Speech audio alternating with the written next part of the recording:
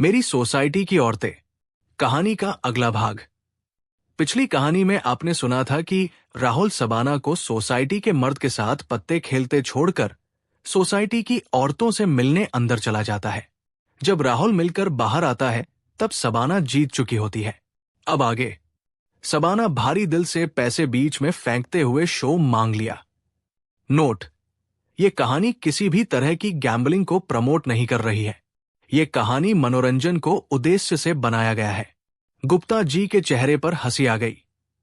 उन्होंने अपने पत्ते बीच में फेंकने शुरू किए। पहला पत्ता था 2, दूसरा था 3। इतने छोटे पत्तों के बाद तो कोई भी पत्ता आ जाए, 10 के अंदर का, वो ही जीतेंगे। सभी की नजरें गुप्ता जी पर थी। सबाना भी मन ही मन कलमा पढ़कर अपनी जीत की दुआ मांगने में लगी हुई थी। और आखिरकार थोड़ा सस्पेंस रखने के बाद गुप्ता जी ने अपना आखिरी पत्ता भी नीचे फेंक दिया। ये था इक्का, यानी कि उनके पास 1, 2, 3 का सीक्वेंस आया था, और वो भी मुफलिस वाली गेम में, यानी वो ब्लफ खेल रहे थे। उनके पत्ते देखकर राहुल ने खुशी के मारे सबाना को गले से लगा लिया। ओ सबाना, तुम जीत गई, तुम जीत गई। सरदार जी ने सबाना के पत्ते देखे और बोले, अच्छा हुआ मैंने पैक कर दिया, वरना बेकार में मारा जाता। उन्होंने बताया कि उनके पास सबसे बड़ा पत्ता जे था। सभी लेडीज भी वही आ गई। सभी सबाना को उसकी पहली गेम जीतने की बधाई दे रही थी।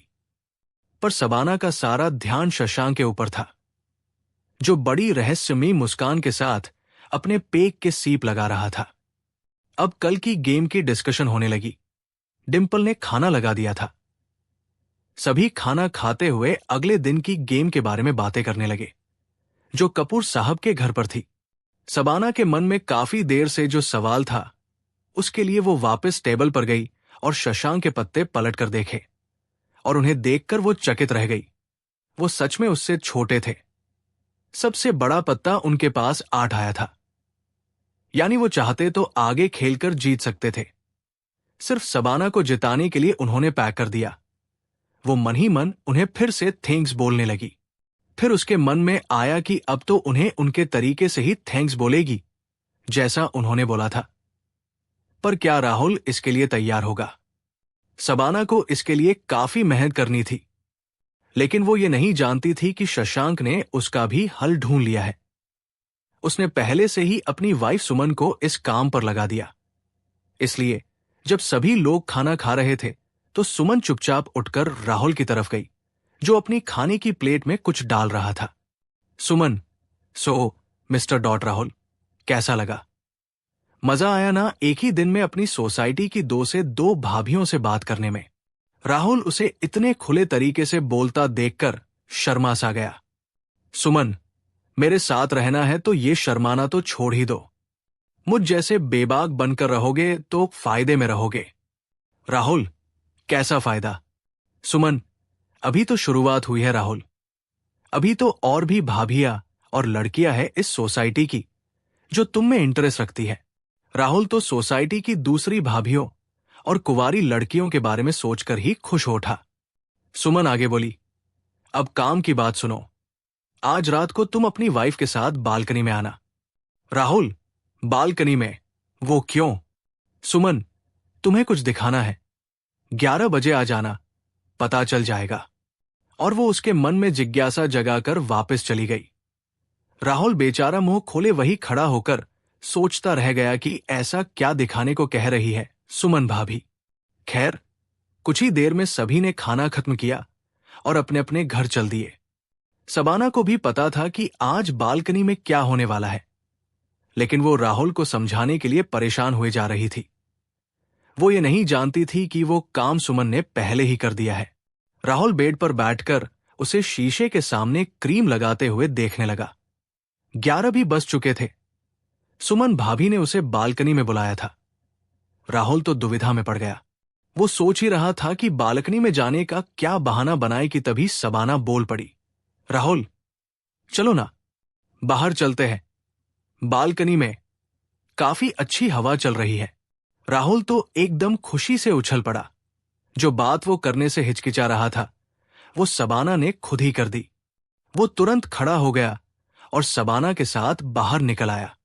बाहर आते ही राहुल की नजरें सबसे पहले सुमन भाभी के फ्लैट की तरफ गई, पर वहां तो कोई भी नहीं था। सबाना ने भी तिरछी नजरों से देख लिया था। शशांक अभी तक नहीं पहुंचा था वहां, लेकिन अंदर ही अंदर राहुल और सबाना तो इसके लिए तैयार ही थे। सबाना बोली, राहुल, ये दिवाली के जुए की वजह से हमारी फाइनेंशियल कंडीशन कितनी अच्छी हो गई है। इतने पैसे तो पूरा महीना जॉब करके भी नहीं मिलते तुम्हें, जितना आज हमने जीत लिया। राहुल बोला, हमने नहीं, ये तो तुमने जीते हैं। अब हम दोनों वर्किंग कपल बन चुके हैं। दोनों इस बात पर हंस दिए। राहुल, लेकिन एक बात तो है, तुम्हारा लक काफी अच्छा है। मैं तो कहता हूं कल भी तुम ही खेलना, मुझे नहीं लगता कि कोई मना करेगा। सबाना ने मन में सोचा, वो तो मरे जा रहे हैं मेरे साथ खेलने के लिए, मना करने का तो सवाल ही नहीं है। पर वो बस मुस्कुरा कर रह गई। वो भी जानती थी कि उसके लक से ज्यादा उसे जिताने में शशांक का हाथ है, और उसी के एहसान का बदला चुकाने के लिए तो वो यहां खड़ी थी इस वक्त। लेकिन वो अभी तक आए क्यों नहीं? सबाना ने एक बार फिर से उनकी बालकनी की तरफ देखा। वो अभी तक नहीं आए थे, लेकिन तभी उन दोनों को गुरपाल सिंह की आवाज सुनाई दी। वो उनके नीचे वाले फ्लैट में ही रहते थे, इसलिए वो जब बालकनी में आए तो उनकी बातों की आवाजें उन्हें सुनाई देने लगी। राहुल और सबाना ने नीचे देखा तो डिंपल भी वही थी। राहुल और सबाना ने अपनी हंसी दबाते हुए एक दूसरे को देखा और फिर छुपकर नीचे देखने लगे। सभी की बालकनी में काफी अंधेरा था, लेकिन गौर से देखने पर सब कुछ साफ देखा जा सकता था। और वैसे भी ये तो उनके नीचे वाली बालकनी में थे। राहुल को ऐसा लग रहा था जैसे वो सिनेमा हॉल में बालकनी की टिकट लेकर बैठे हैं और उन दोनों को देखने आए हैं। अचानक गुरपाल ने धीमी पर सुनने लायक आवाज में शशांक को पुकारा, ये लो पाजी, असी भी आ गए इस खेल विच। गुरपाल की आवाज सुनते ही राहुल को झटका सा लगा। वो राहुल के बॉस से बात कर रहा था। उसकी नजर सीधा अपने बॉस की तरफ गई और सुमन के साथ शशांक को भी वहां पाकर वो सकते में आ गया। उसने तो सोचा था कि सिर्फ सुमन ही आएगी, लेकिन ये तो अपने पति को भी साथ ले आई। राहुल बोला, वो बॉस और उनकी वाइफ भी वहां खड़े हैं, और मैं नहीं चाहता कि मेरे बॉस तुम्हें इस तरह से देखे। ये सुनते ही सबाना को गुस्सा आ गया। वो बोली, तुम मर्दों की यही प्रॉब्लम है, दूसरे की बीबी देखकर तुम्हें अच्छा लगता है, और तुम्हारी बीबी को कोई देखे तो प्रॉब्लम है। अभी तुम डिंपल भाभी को देख ही रहे थे ना, मैंने तो कुछ नहीं कहा। और वहां भी तो सुमन भाभी खड़ी है, उन्हें भी तुमने देख ही लिया है। पर तुम्हारे बॉस को मैं इस हालत में दिख रही हूं तो तुम्हें मिर्ची लग रही है। सबाना का ये रूप देखकर राहुल हैरान रह गया। आज से पहले उसने ना तो इस तरह की कोई हरकत की थी और ना ही उसके साथ इतनी तेज आवाज में बात की थी। उसकी समझ में नहीं आ रहा था कि वो क्या बोले। राहुल बोला, पर वो अलग बात है, कोई तुम्हें देखे, ये देखकर मुझे शायद यही करना चाहिए। नहीं करूंगा तो तुम मुझे पता नहीं क्या समझोगी। सबाना एकदम से शांत हो गई और उसकी टोन भी बदल गई। शायद उसे एहसास हो गया था कि उसने कुछ ज्यादा ही रिएक्ट कर दिया है। वो राहुल के पास आई और बड़े ही प्यार से बोली, तुम ऐसा इसलिए कर रहे हो राहुल, क्योंकि शुरू से ही तुम्हें इस माहौल में रखा गया है, और मुझे भी। लेकिन आज मुझे ऐसा लग रहा है जैसे मैंने बरसों पुरानी जंजीरों को तोड़ दिया है। और तुम मानो या ना मानो, पर मुझे इसमें बहुत मजा आ रहा है। राहुल अपनी आंखें फाड़े उसे देखता रह गया। सबाना, हां, ये बात सही है कि मुझे प्यार पसंद है, और तुमने शादी के बाद मुझे जिस तरह के एहसास दिए हैं उनका कोई मुकाबला नहीं है। पर अब शायद मेरा दिल हर तरह के एक्सपीरियंस करना चाहता है। जो मेरे मन में चलता रहता था वो सब सही में होते हुए देखना चाहता है, और इसमें मुझे तुम्हारा साथ चाहिए। बेचारा राहुल अभी तक बुत बना खड़ा था। सबाना, देखो राहुल, मैं तुम्हारी मर्जी के बिना तो कुछ करूंगी नहीं, लेकिन तुम अगर मुझे ये खुशी दे सकते हो तो मेरे लिए इससे बढ़कर और कुछ नहीं होगा। और मैं भी तुम्हारी किसी भी बात के लिए मना नहीं करूंगी, और ना ही तुम्हें कुछ भी करने से रोकूंगी। ये सुनते ही राहुल की आंखें चमक उठी। आखिर यही लाइफ तो वो भी चाहता था, और अपनी बीबी से छुपकर वो भी तो ये सब कर ही रहा था। उसे तो खुद ही डर था कि शबाना को ये सब पसंद नहीं आएगा। उसे पता चला तो वो क्या सोचेगी। लेकिन उसके मन में भी ये सब चल रहा है। ये सुनकर वो अंदर ही अंदर बहुत खुश हुआ, और ऊपर से शबाना ने लास्ट में ये बात बोलकर उसे वो खुशी दे डाली थी जिसकी उसे पिछले 6 महीनों से तलाश थी। बस राहुल को एक ही बात खटक रही थी कि उसके बॉस अब उसकी बीबी को इस तरह से देखेगा जैसे वो इस वक्त सरदारनी को देख रहे थे। वो खुद भी जानता था कि उसकी बीबी की सुंदरता का मुकाबला तो सोसाइटी की कोई भी औरत नहीं कर सकती। लेकिन जब शबाना को खुद ही इन सब में अच्छा लग रहा है तो वो कौन होता है मना करने वाला।